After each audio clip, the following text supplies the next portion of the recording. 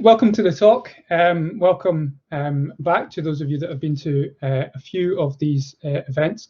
As I was starting to say without having my microphone switched on, if you have any issues with the technology, if you mention in the chat, and Chloe and Nicole will do their best to sort you out with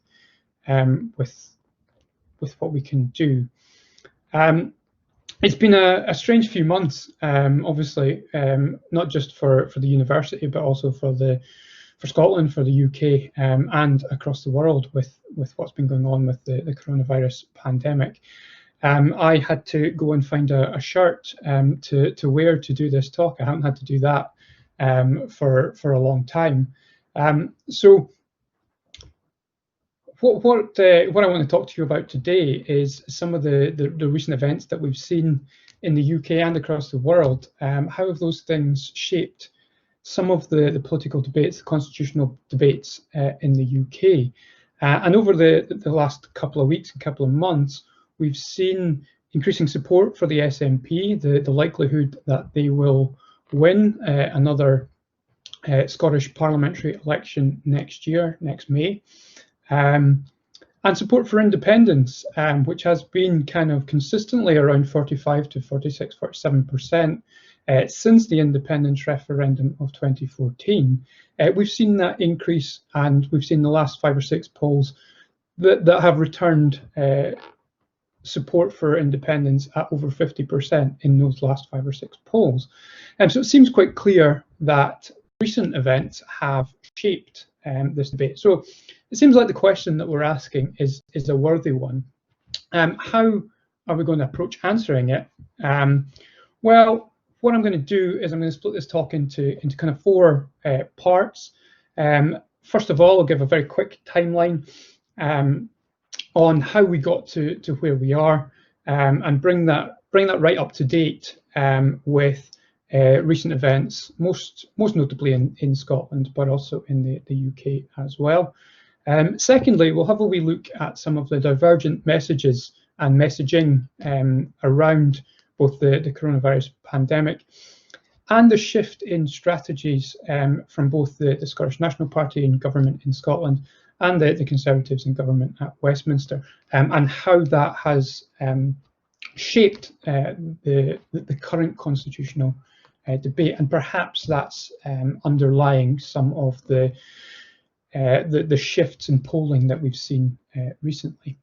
The polling itself is the third thing I'll have a wee look at, and present some of the recent poll figures, both on support and popularity of the leaders of the governments and of the parties in line for the Scottish Parliament election next year. And then finally, we'll look a wee bit at the likely direction of travel for the next year. So we'll start with a little bit of devolution history, I guess, and for a very quick 2-minute summary of the last 20 years for those of you who are perhaps a little bit less familiar with UK politics, UK constitutional politics. So we go back to 1997.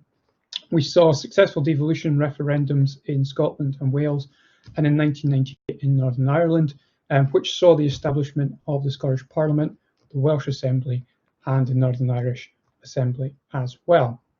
Now, the legislation creating each of these institutions was not perfect by any means, and particularly in the case of Wales, although that's a whole other story. So further legislation followed in 2006. We had a second Government of Wales Act, and a second act in Northern Ireland as well. In Scotland, largely by virtue of having a more powerful parliament at the outset of devolution in the 1998 Scotland Act, and by the fact that we had a government in Scotland for the first 2 parliamentary terms that was at least partially the same as at Westminster, so a Labour government under Tony Blair at Westminster, and a Labour Liberal Democrat coalition in Scotland. That meant that many of the tensions that we perhaps would have seen didn't really come to the fore.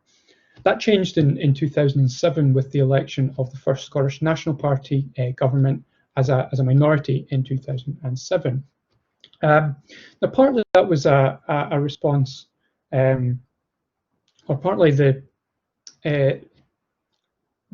beginnings of constitutional debates in 2007 was a response to public opinion that wanted to see a more powerful Scottish Parliament after 2 terms of its existence, but also partly the discussions and particularly the interest that the UK government started to take in devolution in Scotland was a response to the SNP election, and a means of trying to stop that development of support for independence. So the theory went that if we had a more powerful Scottish Parliament, the Scottish public, the Scottish electorate would be satisfied with its ability to act. So it's more powerful within the United Kingdom, and then there's no real need to deliver independence. So we see later on in 2012 and 2016 2 more Scotland Acts, 2 more Wales Acts in 2014 and 2017 as well. But this follows the return of the SNP in 2011 as a majority government.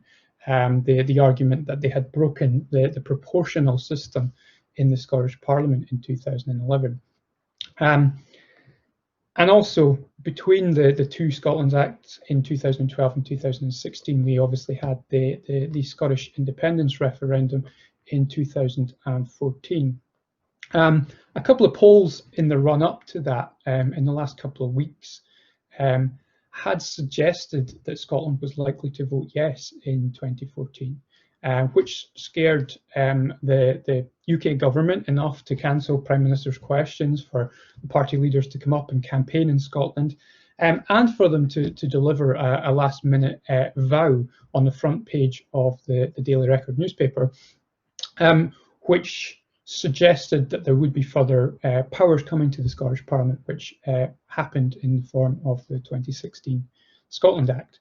The referendum itself eventually returned an outcome of a no vote of remaining in the United Kingdom, 55% to 45% in favour of remaining within the United Kingdom. Now, this did not really settle the issue of the constitutional question in Scotland for a couple of reasons.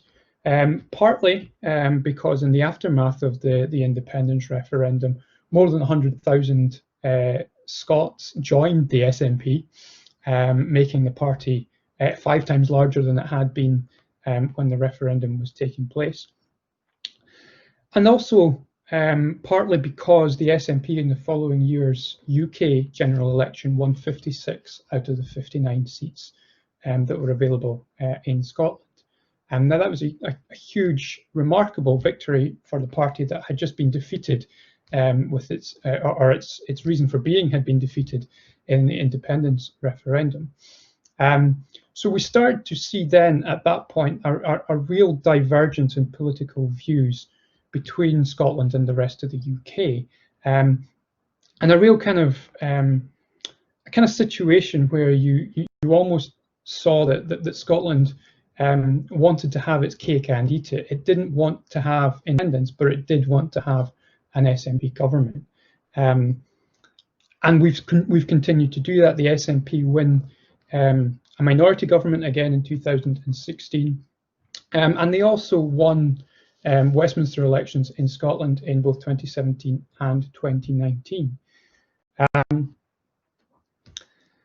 And also, obviously, in 2016, we saw the EU referendum result, which saw the UK as a whole vote to leave the European Union, England and Wales having majorities in favour of leaving, whereas Northern Ireland and particularly Scotland with over 60% vote to remain. We see again diverging political attitudes in Scotland and the rest of the UK. And subsequently, under Theresa May and then later under Boris Johnson, the repeated failures of the UK government to deliver legislation on Brexit really ramped up that tension and allowed the SNP to really capitalise on that difference at UK level and at Scotland level. So more recently, what we've seen, we saw that general election last December, which feels like it was only yesterday, but was in fact 8 months ago now. Boris Johnson's Conservative Party win a substantial majority in that election, but also, again, a significant majority of SNP MPs returned from Scotland. The Brexit deadline passes in January. We leave the European Union, and the transition period, which runs until December this year, has begun to try and iron out all the kinks and get some kind of agreement as to what happens next. In February, the coronavirus pandemic struck the UK, and we have seen slightly different approaches between our governments at both Scotland and at UK levels. I'll speak a little bit about that more in a moment. In March, we saw the Alex Salmond trial, and there was a BBC documentary about that earlier this week, which I think you can find on the iPlayer if you want to take a look at that. The interesting thing from a political perspective, not getting into the specifics of the case, but the political side of this, the interesting element is that it hasn't at the moment really impacted upon the SNP's popularity externally. By that I mean, if you look at the opinion polls, the SNP continue to poll very well. And what it does appear to have done is to exacerbate divisions within the SNP. So the internal dynamics of the party are having significant. It's had a significant impact within the party rather than outside. And then lastly, at a global level, we saw the death of George Floyd at the hands of police in Minnesota, and the reaction, the Black Lives Matter movement emphasize quite directly the ability of the public to engage in political processes and protests, and to try and alter the dynamics of the political process. It's not obviously had much of an effect on the constitutional debate, but I raise it as a way of pointing out that politics happens not just at the local and national level, but also at the international level, but at a very local level as well. And some of the protests that we saw some protest marches in Aberdeen, for example, with regards to the Black Lives Matter movement. So we see in that case that the public are very much engaged, very much involved in the political process, which I think is an important point to make right now. So if we have a wee look at a little bit more closely, I've skipped slides there, at some of the differences between how the two governments have dealt with the coronavirus pandemic. And I think one of the things that's quite interesting here is that initially what happened was the two governments were largely on the same page. We had an initial lockdown at national level.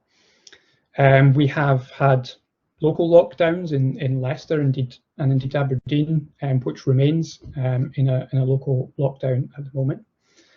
We've had test, track and trace systems set up where you can get tested for coronavirus, and then those that you've had contact with are tracked to let them know about any positive cases.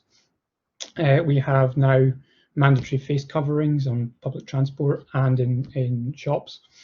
We've seen government letters come through the door advising us of the conditions at the moment. And we've also seen daily briefings from both our governments at UK and Scottish level, which have detailed any of the developments over the past 24 hours.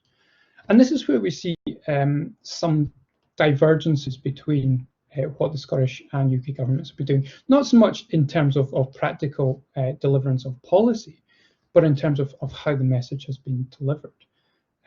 So, for example, at UK level, at the outset of the pandemic, Boris Johnson chaired a few of the early briefings. He didn't do all of them, but through the first few weeks, he spoke at them. He had an expert on hand to deliver the kind of scientific basis for some of what he was talking about.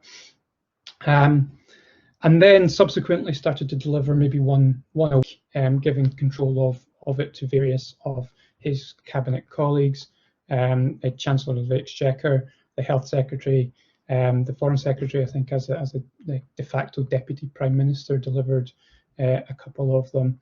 The Home Secretary, I think, also at one point doing one of the briefings. Contrasting that with the Scottish Government, the First Minister, Nicola Sturgeon, has largely fronted almost every one of the Scottish Government's daily briefings. And what you can kind of say about this, and actually one of the interesting things as well, is that the UK government called a halt to their briefings at the start of the summer, really. The Scottish Government has continued with the briefings. Now, there are obviously cynical positions to take on this, that it's an opportunity to speak directly to the media, directly to the public, without any kind of challenge from your party, from your opposition parties in the chamber. But on the other hand, you are opening yourself up to journalistic questions, which has at times been quite difficult for the Scottish Government, most recently over the education issue, which is not related obviously to the coronavirus issue, but those were the questions that were coming up in some of these briefings. But overall, what's happened with these briefings is that it's given an air of the Scottish Government, the First Minister, being a person that's very much in control of the brief, very much in control of affairs. And even when she has made decisions that are unpopular or have, as it's turned out, perhaps not been the best decisions to make at the time, there's been a lot more credit given because she's been the one that's fronted the press briefings. So that contrasts quite clearly with Westminster, and I'll show you that in some of the polling data in a moment. In addition to the briefings, what we've also seen is a few COVID scandals occurring in relation to the two governments. So the first sign of trouble that we saw on this front was Scotland's then Chief Medical Officer, Catherine Calderwood, initially going to stay in post after being discovered breaking the lockdown rules that she herself had a part in drawing up to go and visit her second home. And then in a press briefing, when she was asked about it, admitting to doing so a second time, and at that point realizing that her position was untenable and ending up to having to resign. Similarly, Professor Neil Ferguson, who was an advisor to the UK government, was caught visiting his partner during lockdown in London, and subsequently resigned his position. Not so the Prime Minister's Special Advisor, Dominic Cummings, who, after discovering that he had COVID-19, drove to Durham and then bizarrely claimed that he had to drive to Barnard Castle to test his eyesight before driving back to London. And he remains in post as one of the Prime Minister's key advisors. So what I think these kind of stories tell us or demonstrate is that the public, rightfully in my view, were really angry about the perception that there was one rule for the public and one rule for the elites, and those members of the elites who recognized that they had behaved unfairly and had broken the rules were resigning. And as a result of that, I think the Scottish government didn't really take any heat over Catherine Calderwood having to resign. Again, the opposite is true for the UK government and Boris Johnson on the Dominic Cummings issue. The fact that he didn't resign or that he wasn't made to resign, that story became a much bigger story than it would have been if he had resigned almost straight away. So the net effect of that is that popularity of particular leaders or the favorability or the recognition of how well they have acted through the coronavirus pandemic is quite telling. If you look at Boris Johnson's figures on this slide, 60% suggest that he has done a bad job or a very bad job through the pandemic, compared to around 20% or just over 20% suggesting either good or very good in the positive side of that ledger. You compare that to Nicola Sturgeon's figures. The First Minister has around 75% say that she has done well, good or very good on that basis, and around 15% saying bad or very bad. So what's instructive here is that, again, I've mentioned this a couple of times, the policies that the two governments are following, there's not a huge divergence in them. Largely what's happened is if the UK government has done something, the Scottish government has held off on trying that to see if it's worked, and then followed suit, and a week to 10 days later. So the policies are largely the same. So what that comes down to, or what that tells us, is that it's not so much about policies that people are judging this on, but about the message, about how the message is delivered, and the messenger themselves. So that should give some real pause for thought for Boris Johnson and for the UK government as to how they're going to fight next year's Scottish Parliament election.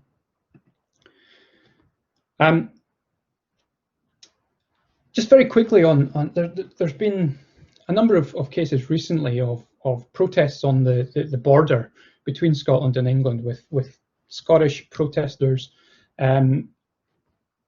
angry about the fact that there are visitors coming from England during the pandemic, or from the rest of the UK, but predominantly from England, and arguing that they shouldn't be coming, that there are areas of Scotland, particularly in the Highlands, that are not equipped to deal with a pandemic breaking out, or more cases than would absolutely be necessary there. So that was set up on the border. So what we saw was the leader of the House of Commons, Jacob Rees-Mogg, make a comment about the border, or the lack of a border between Scotland and England, and Boris Johnson, and I think in Prime Minister's questions on the 1st of July, going further and saying, like, there is no such thing as a border between England and Scotland. Now, this is a statement that is not based on any kind of reality. We have a Scottish Borders Council. We have an MP for Penrith on the border who was formerly Rory Stewart, who used to be, he was a candidate for the Conservative leadership. There is clearly a border there. But what is very interesting about this is this signals a real sharp departure from the rhetoric of his predecessors, who went at great lengths to point out not just that Scotland was a nation, but so were England, Wales, and Northern Ireland, and that we were, as a UK, a family of nations, and they were very keen for that family not to break up or to be torn apart, or that the UK should continue as a family. So this is perhaps an indication of a change in policy, a change in thinking from the UK Conservative government, and perhaps as a knock-on for the Scottish Conservative Party when the Scottish election comes next year.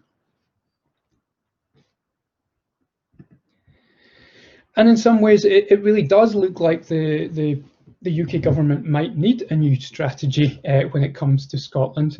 This data here is from the most recent YouGov poll, which did fieldwork between the 6th and the 10th of August this year. This was just released a couple of days ago. The data itself is from the Ballot Box Scotland website, who number crunches all of these things. Very much worth a visit if you're interested in psephology like this. And it's one of several recent polls that shows a very similar picture. The SNP doing incredibly well, 57% on the constituency vote, winning every mainland constituency except for Ettrick, Roxburgh and Berwickshire in the south east of Scotland, and the two islands, Orkney and Shetland, or two island constituencies of Orkney and Shetland. Comfortably winning a majority on these figures, and as I say, this is one of several recent polls that show very similar figures. Slight qualm with this one is that in Glasgow, the YouGov poll indicates a seat for the Scottish Socialist Party, which seems unlikely. They haven't won a seat in the Scottish Parliament since 2007, but YouGov do tend to indicate slightly higher support for the SSP than other pollsters. Nevertheless, that's a slight aside. The SNP on these figures really looking in pole position to deliver a majority government next year, and really on the back of being in government since 2007. A remarkable achievement to be able to deliver these figures if this is something like what happens next year. If we turn to the constitutional question, that YouGov poll that I just showed in terms of the party vote, several recent polls, panel-based, ComRes, that have also shown a consistent majority in favour of independence. So there's only 4 showing on this graph here. The What Scotland Thinks site hadn't updated with the couple of recent ones, but by my calculation, I make it that the last 6 polls that have asked this question have indicated a majority support in favour of independence. That's when you strip out those saying don't know. But even if you leave in the don't knows, the numbers tend to be 49, 50, 51%. So it's still showing majorities in favour of independence. Now, this is the first time that we've seen that consistently. We've seen a couple of polls here and there that have indicated a slight preference in favour of independence, but we haven't seen 5-6 polls in a row that have done so. This is really a pattern now, is what we're saying. Similarly, on the EU issue, consistent numbers of people across the UK looking at suggesting they would support the UK returning or rejoining the European Union. Again, this figure is consistently higher in Scotland. Scotland in the EU referendum in 2016 voted at 62% in favour of remaining in the EU. Most polls on that issue in Scotland continue to show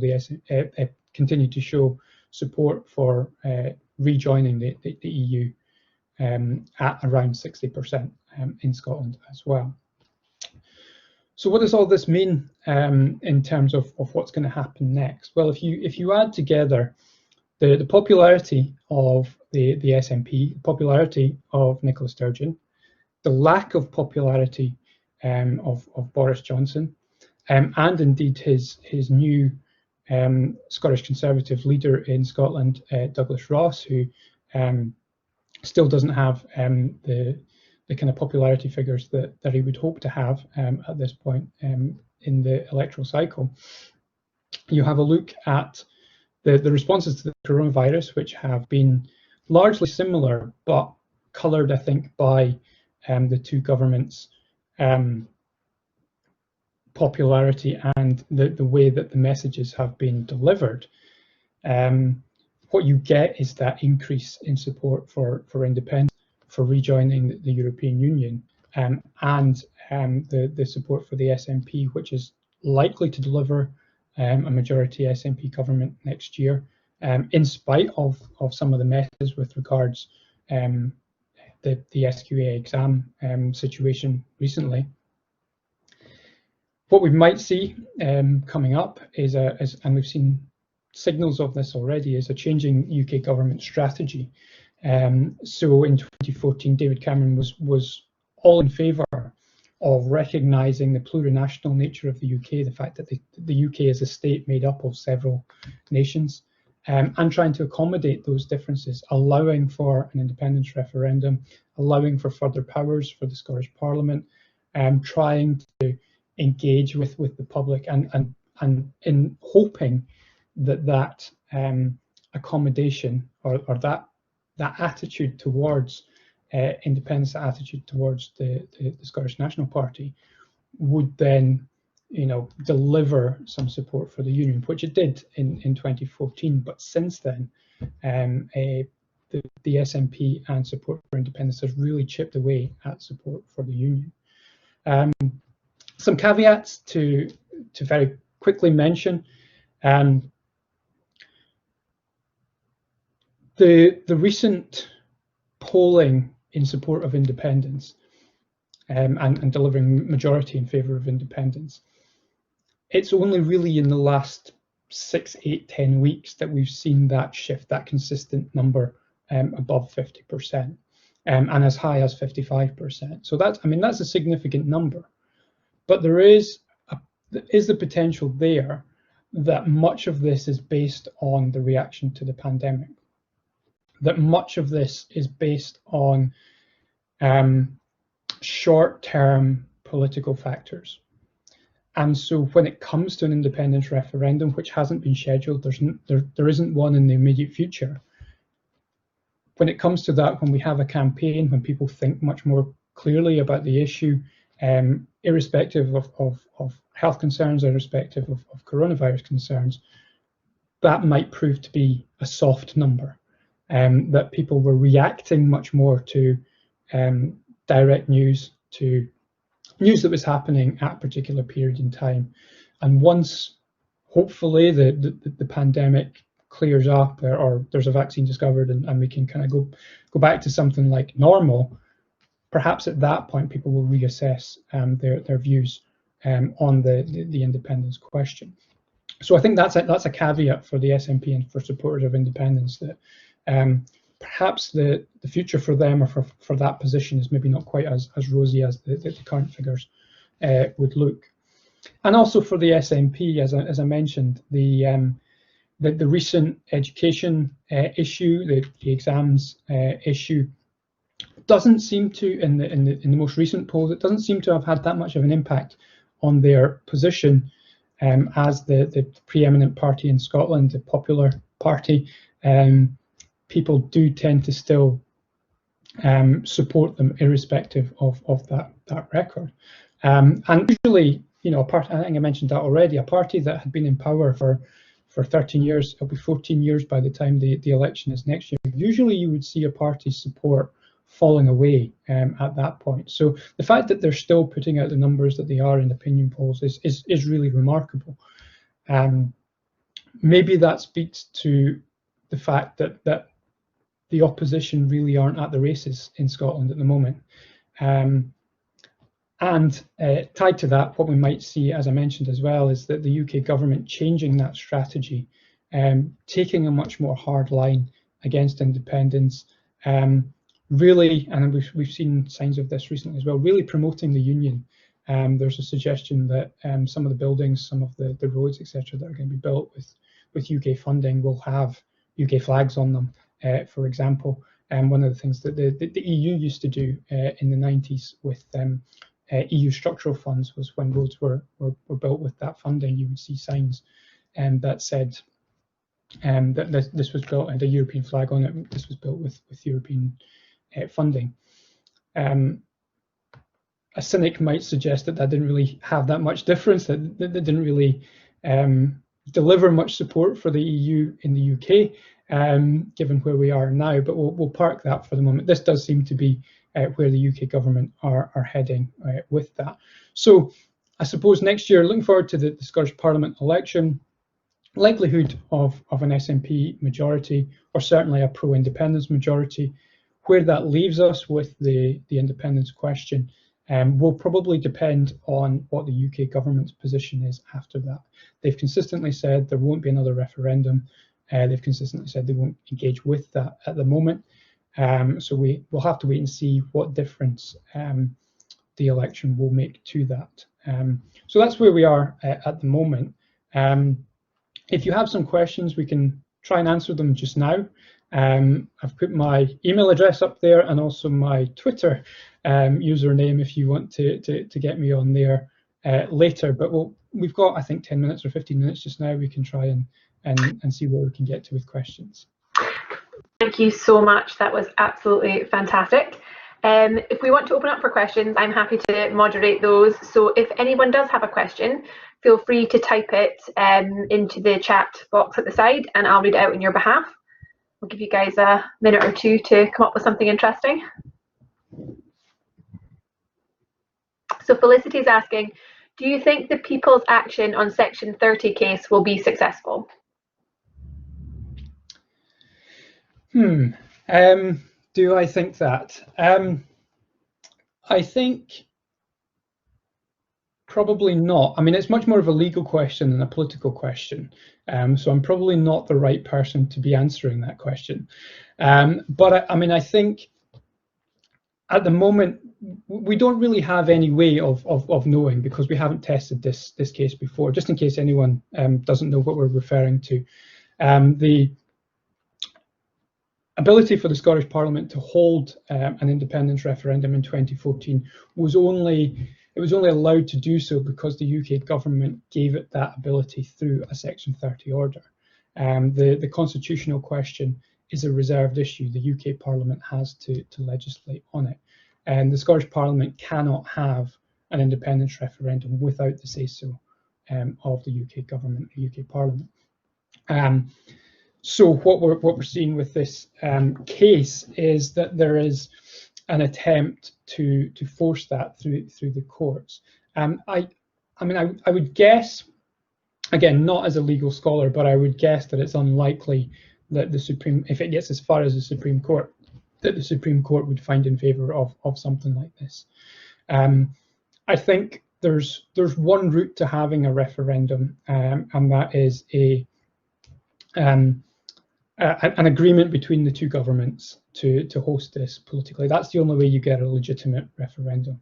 And I think all the legal questions, while they're interesting and they'll make quite a lot of money for lawyers, it's not going to be decided in court. It's going to be decided in Parliament. Okay, thank you very much for that. Let me see what else we've got in here. So we've got John Sharp is asking, timescale for impact of no deal or limited deal Brexit feeding through to voters, maybe only 1H2021 after it actually happens? Sorry if I'm reading that totally incorrectly. Yeah, I'm not sure I can follow the 1H. Well, maybe 1H 2021 probably, but I just read it out as it was. Yeah, I mean, I think the interesting bit about that is that even with the leaving, the vote to leave the European Union didn't provoke an immediate reaction in support for independence or support for the SNP, and it didn't really impact, even after the several votes in the UK Parliament that didn't deliver a deal. It didn't really have much of an impact. It's only recently that we've seen those things go up. So I do wonder how much the EU question or the deal or no deal issue really cuts through in the public. That said, if the SNP are continuing to do as well as they're doing, they might be able to add a couple of extra percentage points just by exploiting that issue as well. So it might have a little bit of an impact. But it might well be, as John kind of indicates, it might be just after we start to feel the effects of it. So it might not happen in time for the 2021 election. It might be, dare I say, if there were an independence referendum towards the end of 21 or into 2022, just around the time that you're starting to feel it, that might be, if the SNP were thinking about it, that might be ideal timing for them for an independence referendum. Okay, thank you. Yasmin's asking, how do you think Brexit will affect Northern Ireland? That's a can of worms. I mean, the issue of the border there is the massive thing, and because of the Good Friday Agreement, you have the situation where that border has to be an open border between Northern Ireland and the Republic of Ireland. But because the Republic of Ireland is in the EU and Northern Ireland is now not in the EU, it can't be an open border. So what do we do? Well, the argument is that we should have the border in the Irish Sea, but then unionists in Northern Ireland are not happy with that because that defeats the purpose of being in a union with the rest of the UK. So the short answer to this question is that it doesn't do anything good to Northern Ireland. There is potential for a border poll at some point, although I don't think any of the parties are really moving forward with it. Sinn Féin mentioned it in the aftermath of the Brexit referendum, but really haven't moved anything forward with it.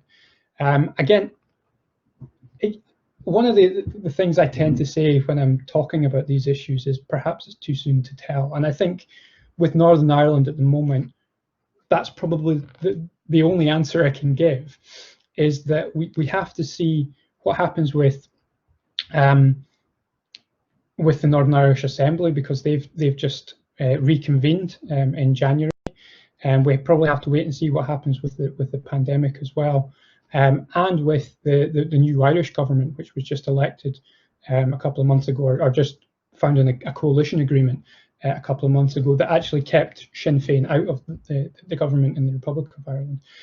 So there's a number of things that need to fall into place before we kind of really know what's going to happen. But to go back to the previous question about no deal or no deal, and all these things, it actually might have more of an impact in Northern Ireland than it will have in Scotland in terms of the polling or the vote next year.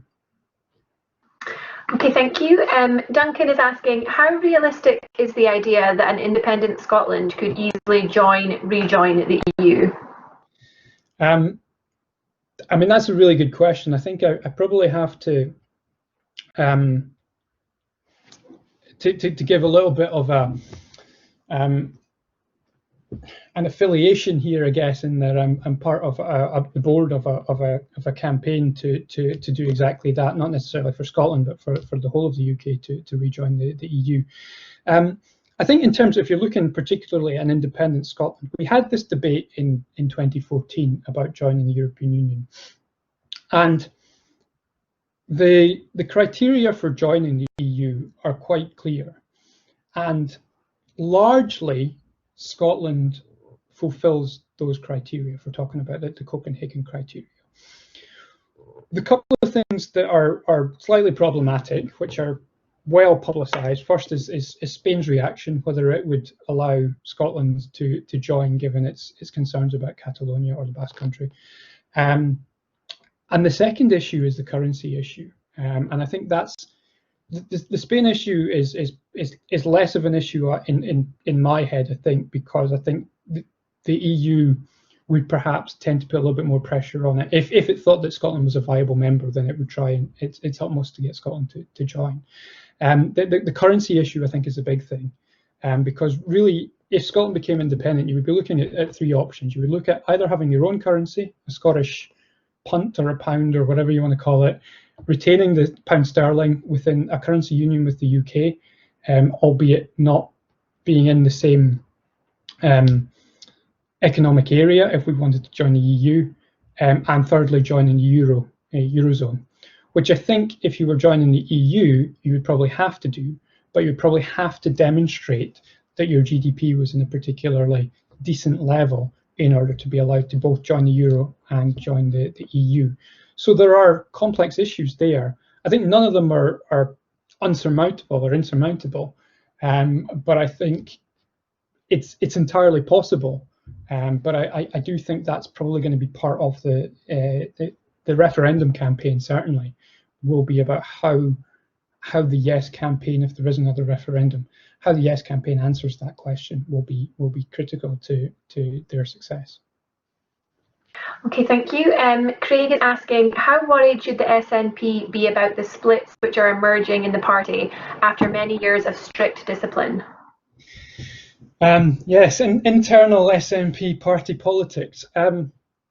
It's really interesting because the SNP, until very, very recently, well, until they were in government, were a party that were notorious for internal splits. They had the massive divide between fundamentalists and gradualists.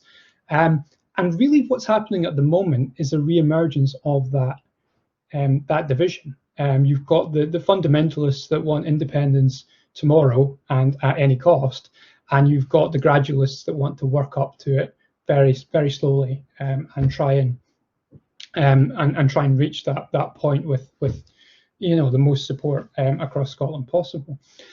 What's quite interesting as well is that we've also got other things that are attaching to that split. So you have a division over the Gender Recognition Act, and largely the people that are supportive of gender recognition tend to be the gradualists, and those that are aligning against gender recognition tend to be among the fundamentalists.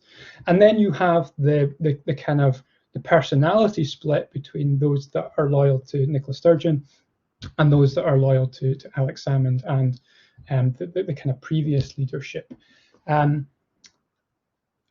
What's quite an interesting dynamic, obviously, at the moment, the Salmond faction, if that's how I want to frame it, they're in very few positions of power within the SNP, but are tending to be the ones that are the loudest, by which I mean they're writing newspaper articles criticizing the current leadership and all these kinds of things. So again, long story short, I think they should be worried, but I think the thing that the SNP have in their favour is the weakness of their opposition. Most parties can't go into an election with divisions the way that they have at the moment, but because the other parties are not as strong as they could be, it's maybe not going to have the same effect that it would have if they were in a better position. Okay, thank you. Louise is asking, if support for independence grows to a stage where another referendum is demanded, but the Westminster government won't allow another referendum, what do you think is most likely to happen? No idea is the honest answer. I mean, I said in my comments that an independence referendum is basically in the gift of Westminster to give. And the problem for the UK government is that there's only going to be a demand for an independence referendum when support for independence is high. The SNP aren't going to ask them for an independence referendum if they're not going to win it, which ironically would be the time that the UK government would most like to have it, when they're likely to win it. So I mean, I think the likelihood is that the UK government will continue to and can continue to say no to a second independence referendum.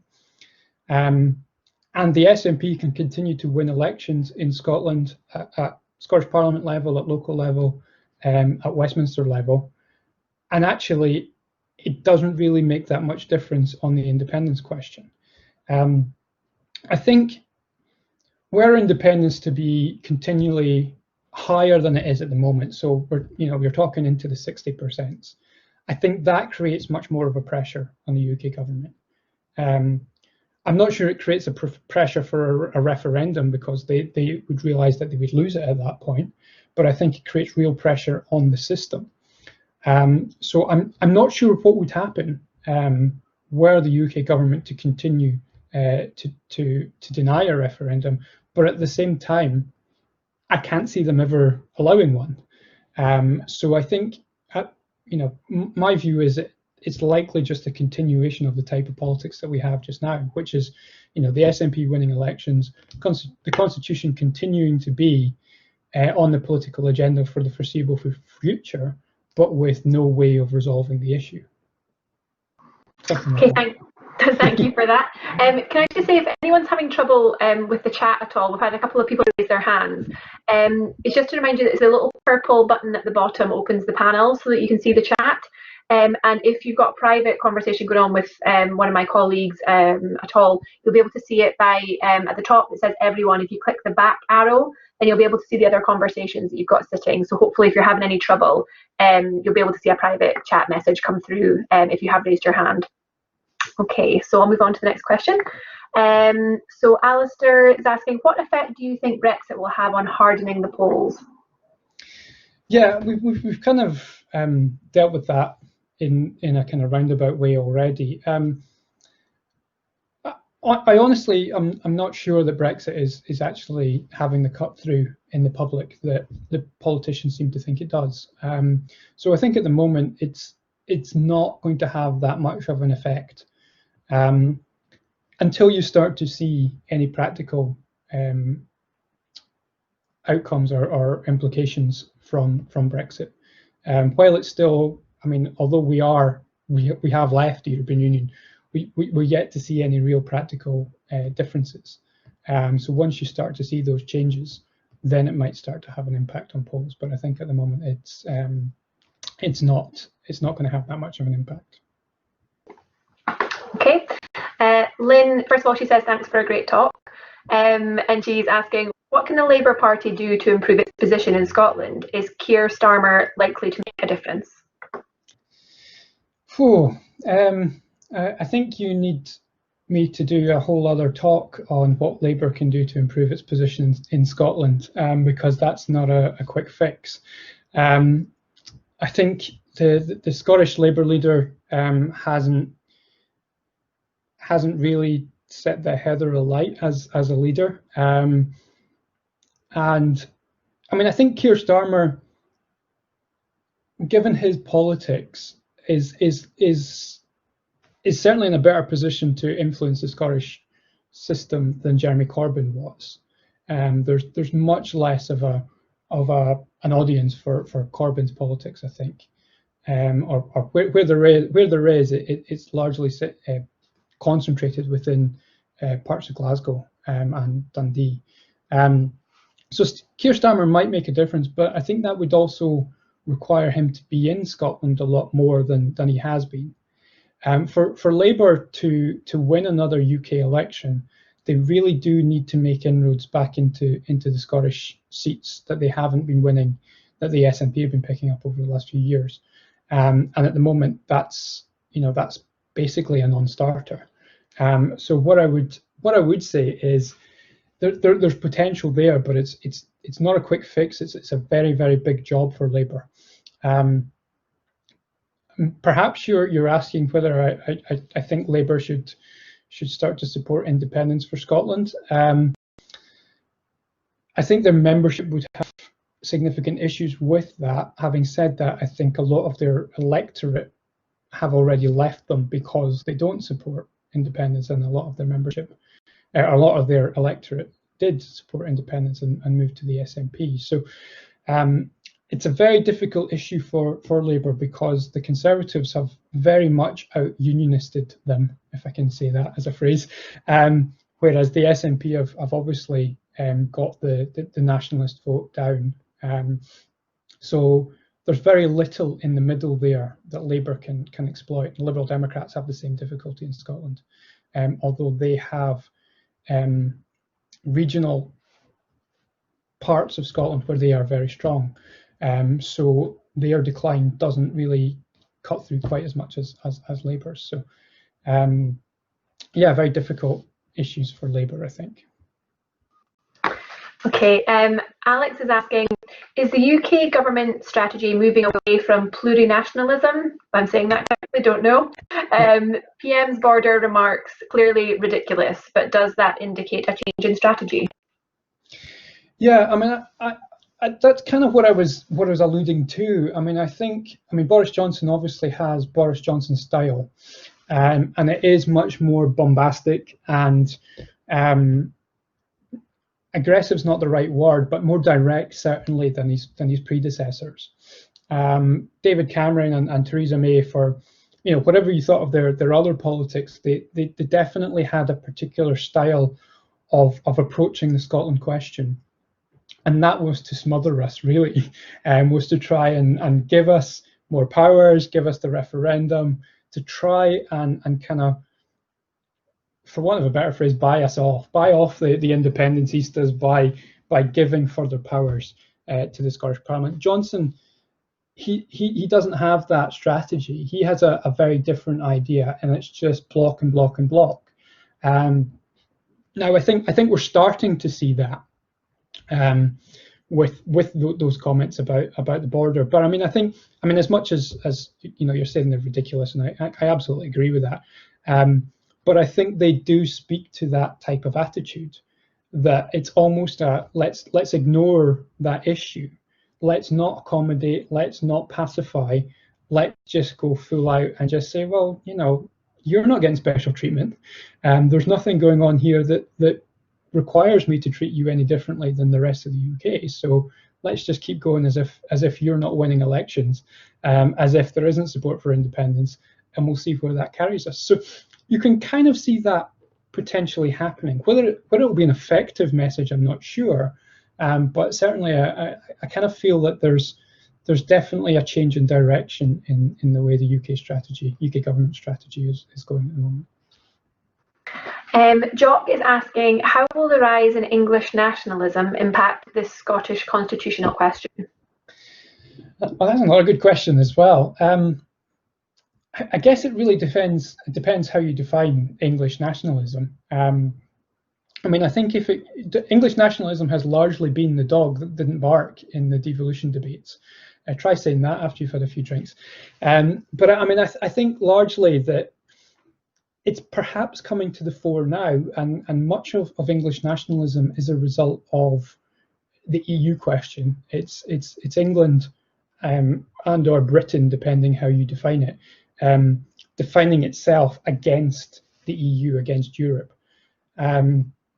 So it's probably it's taken a while to waken up. I think the devolution issue certainly has had a negative impact on England, in as much as if you look at what the Scottish Parliament can deliver for Scotland, if you look at what the Welsh Assembly can deliver for Wales, or Welsh Parliament now, sorry, can deliver for Wales, there's a real gap there. There's no English Parliament.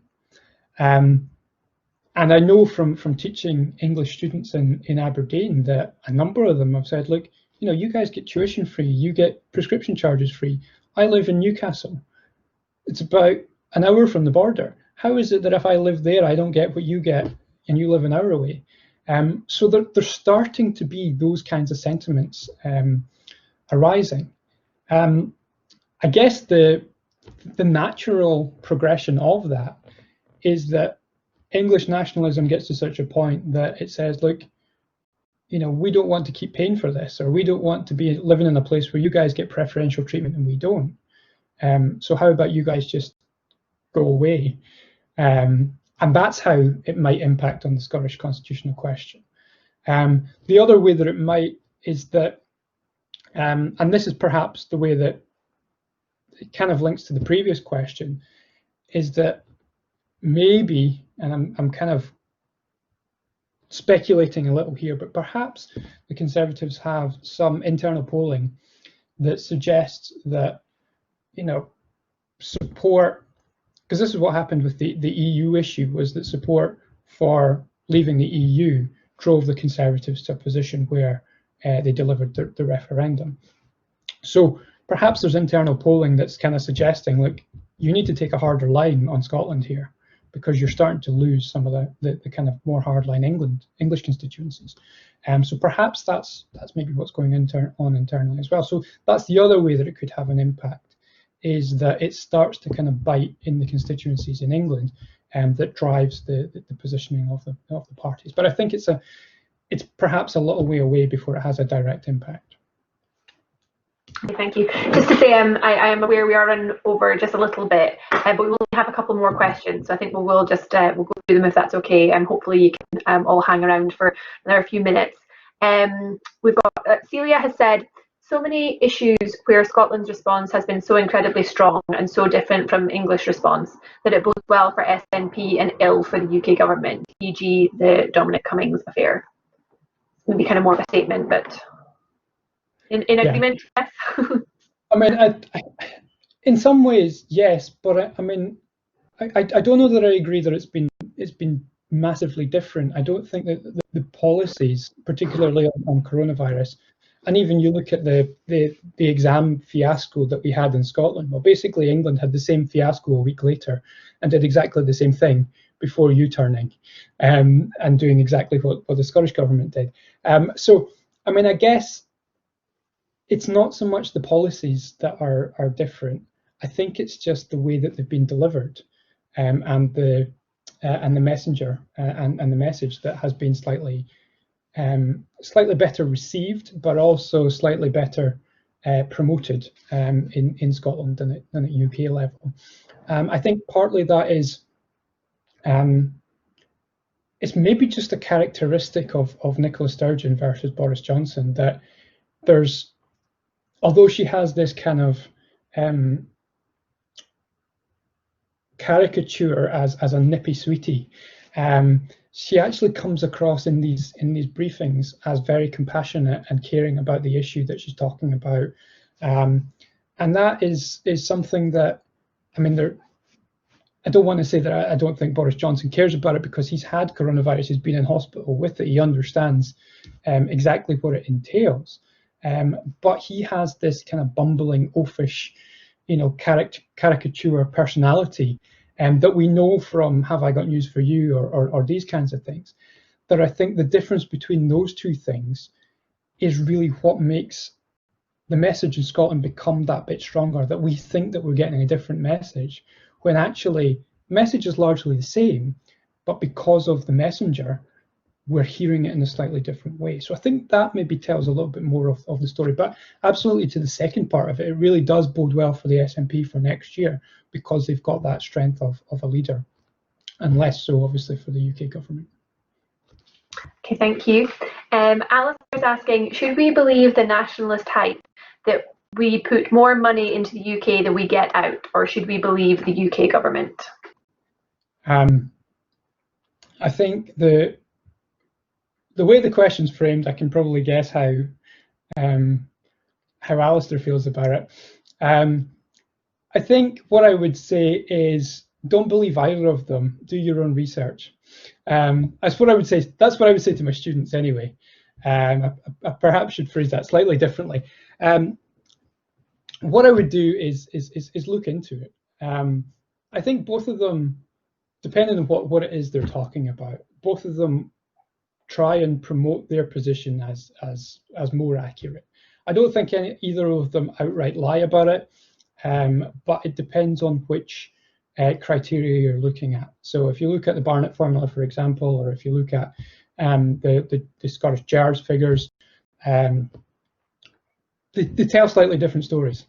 So according to one set of statistics, it's more money from Scotland into the UK Treasury. According to another set, it's something different. A lot of it depends on whether you include oil revenues or not, or whether you apportion them to Scotland or the UK. So there's a lot of nuance in there. I don't think it's quite as black or white as either government would make us believe. So that's a slightly more nuanced answer than perhaps you were looking for. Okay, and this appears to be our last question from Julie. She says, do you think Scotland will introduce student tuition fees given the political debates about it here in Scotland? That's an interesting question. I mean, I guess what might be driving that is that when the SNP in 2007 decided that there wouldn't be fees, or 2008, when they had the vote in Parliament, Scottish Parliament, at that point the Scottish Parliament didn't have any control over revenue raising. All it could do was spend the money that came to it in the block grant. Now, since the 2016 Scotland Act, it's had tax raising powers, tax varying powers. So it has control over revenue raising now. And as such, it has to really think about how the money comes in and then how the money comes out, whereas previously it only had to think about how to spend it. So I think as a result of that, that's why we're having these kinds of discussions. Do I think they'll reintroduce it? I think politically they would rather not, and they definitely don't want to do so. But I think, you know, as a result of the coronavirus pandemic at the moment and the finances that universities are looking at the moment, it might push them to do something with regard to fees. I'm not sure whether it will be the same as it was previously, but certainly I think they'll be looking at anything that they can do to try and help that situation. So I think largely the SNP would try and stay against it at the moment, but they might be pressed into a position where they don't have a choice on the matter. Okay, thank you very much. I think that's everyone's questions answered now. So thank you so much, Malcolm, for joining us today. It's been really, really fantastic, and the feedback so far in the chat, everyone seems to have really enjoyed themselves. So thank you again for taking the time. And a big thank you to everyone that's joined us today, and for taking the time as well to spend a little bit of your afternoon with us. It's greatly appreciated. We hope that you'll come. We're doing more events in the coming weeks, and we hope you'll join us for those as well. Tomorrow we'll email out the recording of this to everyone so that you can rewatch or share it with anybody else you'd like as well. So thank you very much, everyone, for coming, and have a lovely evening.